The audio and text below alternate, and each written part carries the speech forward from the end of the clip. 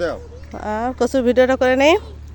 আসসালামু আলাইকুম বন্ধুরা, আপনারা সবাই কেমন আছেন? এই যে এখানে লতিরাজ কচু লাগানো হচ্ছে। এই যে কচুর মালিক হচ্ছে এই যে সামিনুল ইসলাম সামিনুর। বলুন কচুর সম্বন্ধে আপনি কিছু বলেন।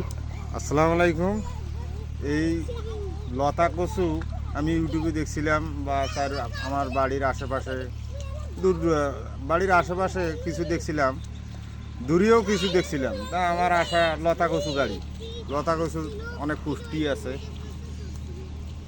পক্ষান্তরে এই লতা কচু বিঘে প্রতি 2 থেকে 2.5 লাখ টাকা বিক্রি করা যায়, একটা বেকার সমস্যার সমাধান হয়।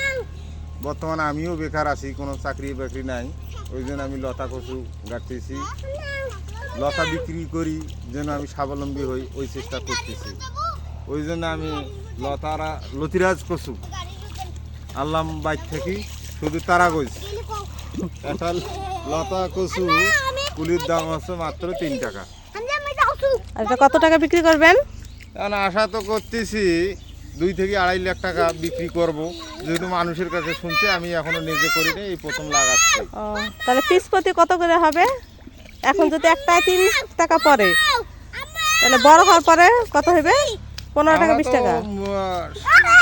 মুড়েটা বিক্রি করবো না, যেটা কাঠ হয়, আমরা বিক্রি করবো লতার উপর আমাদের চাহিদা বেশি। লতাটার দাম বেশি, কেজি 50 টাকা 60 টাকা 100 টাকা পর্যন্ত যায় নাকি শুনছি।